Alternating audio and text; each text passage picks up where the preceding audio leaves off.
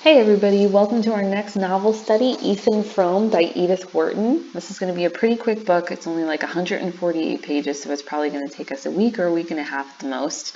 So this will go pretty quickly, but I wanted to give you some introductory notes in order for you to better understand the context and background of the book, including the author and why she wrote it and the times during which she grew up. Also, some notes that should be review about Romanticism, Gothicism, and Realism, and then finally talking about setting and mood and tone and all the things that we've been talking about over the last year or so.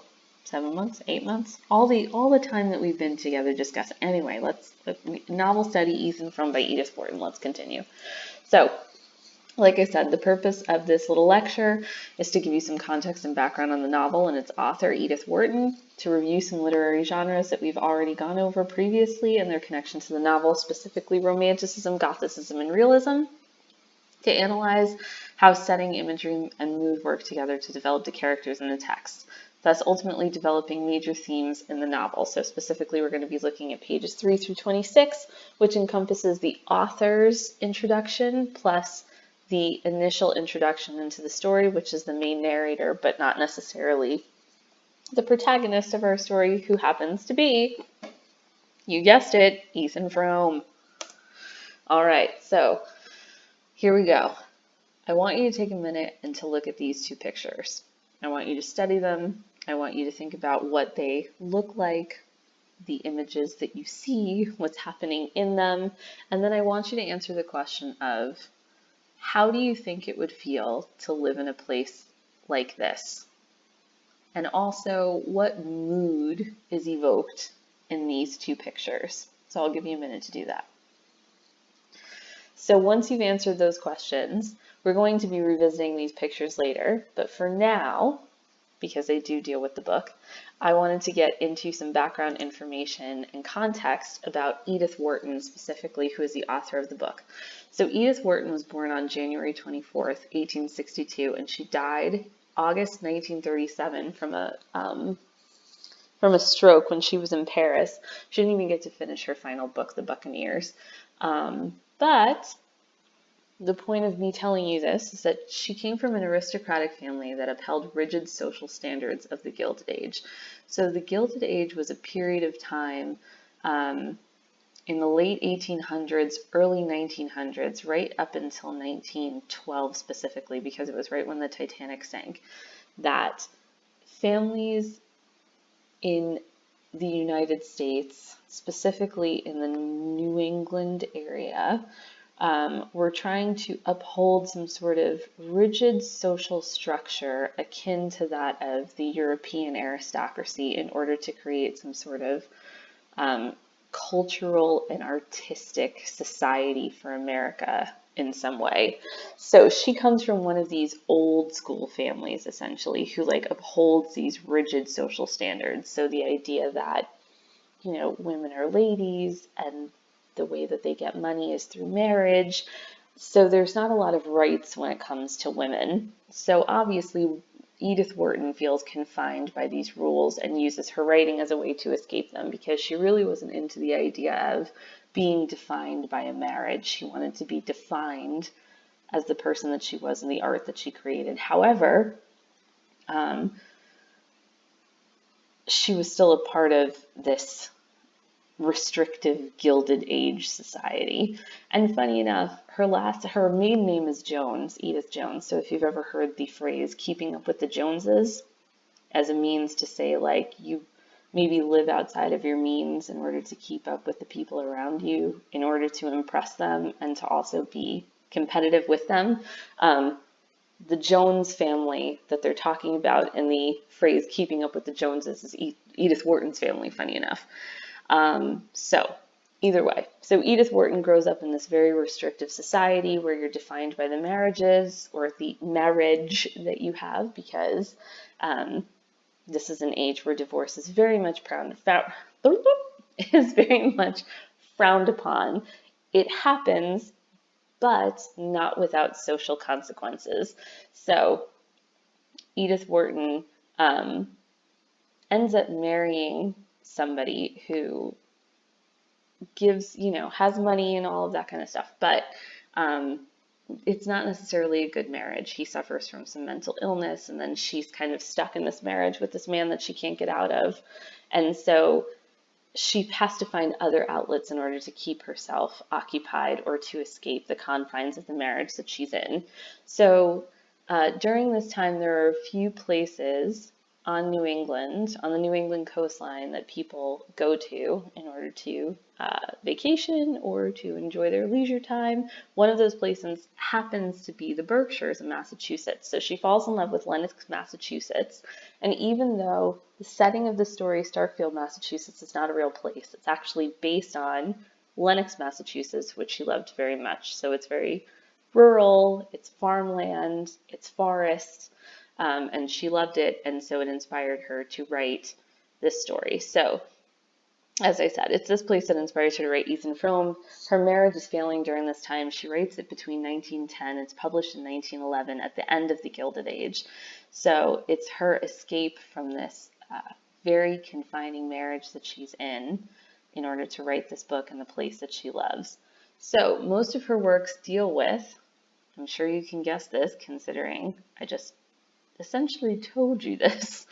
So most of her works deal with love and loss, characters who yearn for happiness but aren't necessarily able to get the happiness that they're yearning for, the universal desire to escape, which that constrains us. So in the case of Edith Wharton, she was constantly trying to escape a marriage or rigid social standards that constrained her.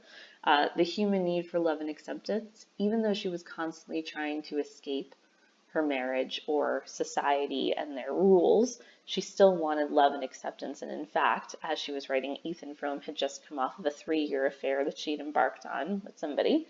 The restricted and unfulfilling nature of women's lives and the enslavement of women to the marriage market. So the last 2 bullet points kind of work together, especially because the enslavement of women to the marriage market is what restricted and created unfulfilling lives for women.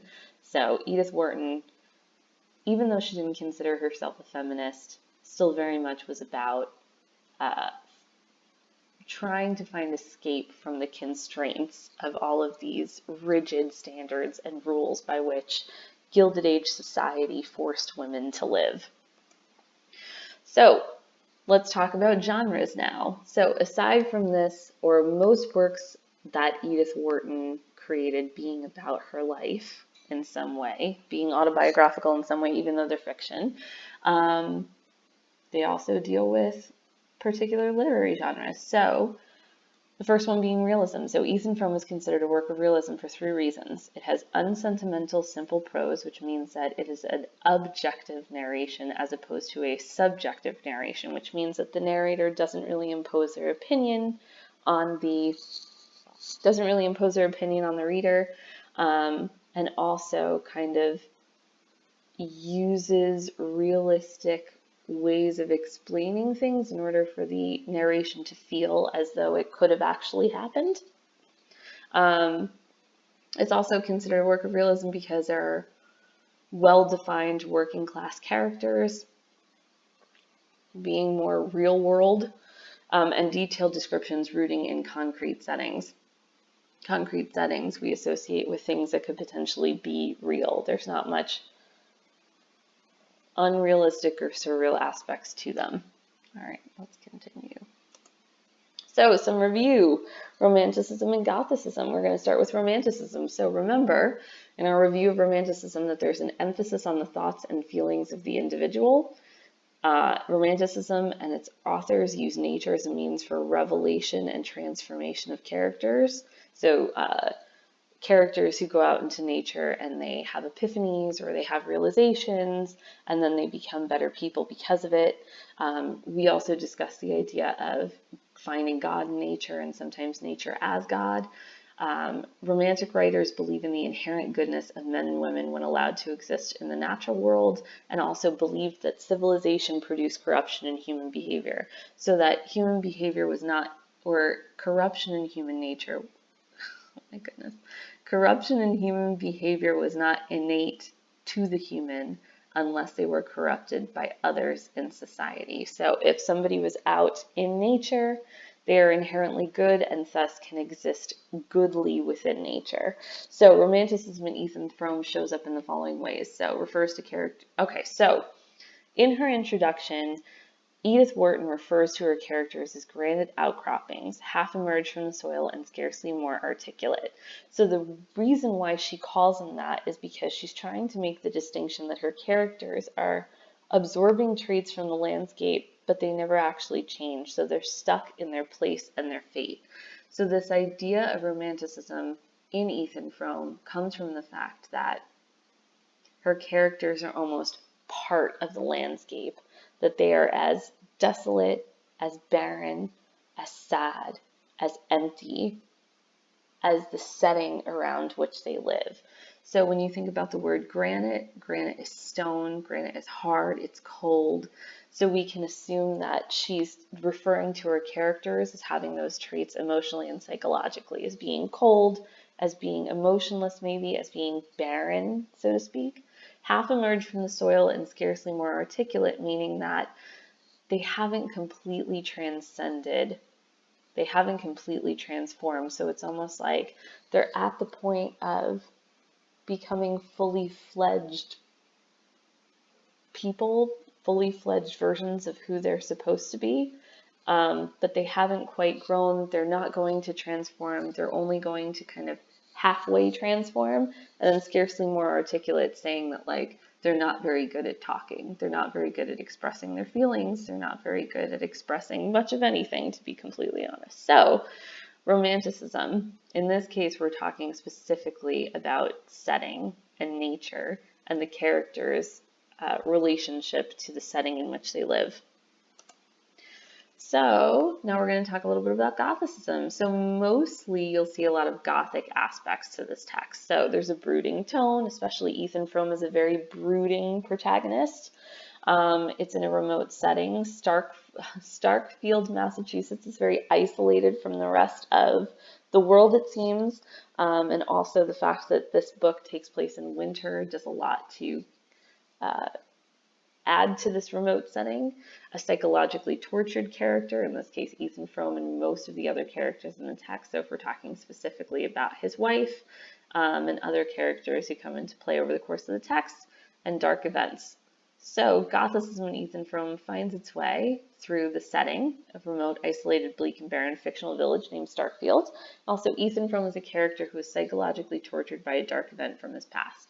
So you as a reader should be asking yourself the question, to keep yourself interested in the text, what is the experience that Ethan Frome had in his past that now psychologically tortures him to the point of being so almost barren, it seems, in terms of emotions and psychology and ability to articulate his thoughts and feelings to the others around him. All right, so back to these two pictures. So we talked about this book being a little bit gothic and a little bit romantic and a little bit real. And you'll notice here that this is very much the definition, these two pictures, of desolate, barren. These are kind of moods that I would attribute to these two places. Desolate, barren, sad, solitude. I think that living here might be a little bit sad. And so when you live in a place, the place where you live ends up defining in some way the person that you are in the moment that you're living there. And sometimes people who live in places where they feel desolate or barren or empty have a tendency to feel a little bit stuck, especially when you think about, let's look at these pictures. There's a lot of snow happening, and you know that when there's a quote-unquote snow event, sometimes it can be difficult to get yourself out of a certain place. And so if it's difficult to get yourself out of a certain place, then you're stuck. And sometimes the feeling of being stuck can stay with a person to the point where even when they're finally able to leave a place, they end up staying because psychologically they don't feel like they can leave. So let's take a look at how setting develops characterization.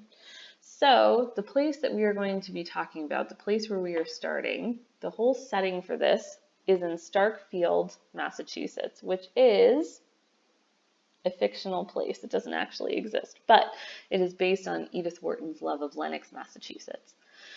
So I wanted us to look specifically at the word Starkfield, and this comes up within the first couple of sentences of the introduction, not the author's introduction, the introduction that comes after that. So we're introduced to Starkfield, Massachusetts. And if we look at the word Starkfield and we break it down into two parts, you notice the word stark.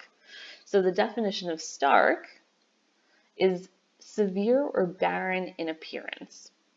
Okay, so then if we think also about the connotation of stark, emptiness or something that's very pronounced. When you think of something that's stark, something about it is emphasized. There's either a lot of it to the point of emphasis or it's shocking in some way, but usually it has something to do with barrenness, emptiness. It's not necessarily a positive connotation we have with this word. And if we're looking at that in terms of setting, it creates a brooding kind of mood, especially when you think about the negatively connotated words that we have here. So severe, barren, empty, pronounced. So now take a moment and answer the question, what does this particular setting tell us, the reader, about Ethan's character if we're thinking about something that's severe, barren, or empty and creates a brooding mood?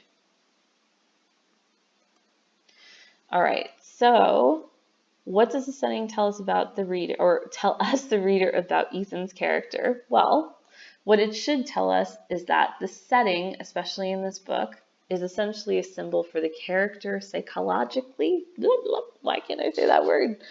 For the character psychologically and emotionally. So one associates the word stark with emptiness or barrenness, and therefore one can draw the connection that Ethan is emotionally empty and psychologically barren because he is physically living in a place with the same characteristics. This is going to make more sense to you as you move further through that introduction, because you'll see that it's winter and everything is stark white, so to speak, so that there's a lot of severe weather. It's barren in appearance. There's a lot of emptiness. All of that is pronounced. So keep that in mind as you are going through the first 26 pages of this. What I want us to focus on for the next, up until page 26, is the idea that setting, in this case, develops characterization. That setting very much is a symbolism or a symbol for the character of Ethan Frome. So what I want you to focus on as you read is to annotate to page 26, specifically looking at setting. And then I'm going to give you a chart. It's on Google Classroom, and you're going to be looking for the following. So you're going to be, as you annotate, cite 4 examples from the text that show how setting symbolizes an aspect of Ethan Frome's character. So like we said here, Starkfield, Massachusetts, looking specifically at the word stark and how that means severe, barren, or empty, and how that represents him psychologically and emotionally, which, like I said, will make more sense as you get further into the text. So you're going to cite 4 examples from the text that show how setting symbolizes an aspect of Ethan Frome's character. I would like this to be a direct quote and not a paraphrase. And then I want you to explain what aspect of his character is shown through the quote. So whether that's, we're talking about personality traits here. So are we talking about him being reliable? Are we talking about him being emotionally disconnected? Are we talking about him being psychologically desiring more than what he has?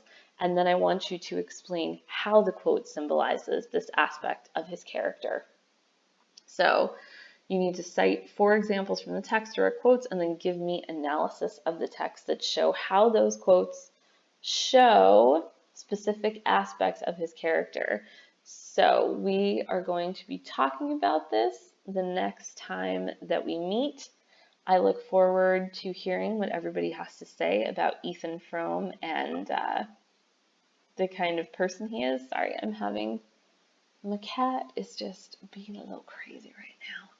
All right, so I'm looking forward to hearing what everybody has to say about the first 26 pages of Ethan Frome and about how setting develops theme. There's also going to be, on Wednesday, I'm going to give you guys one of the pages from the first 26 pages for you to analyze how a specific section of text develops the characterization of Ethan. All right, so my cat keeps knocking over the salt thing. I gotta go. All right. I hope everybody is doing well. I miss you so much. Have a good rest of your Monday. Bye, everybody.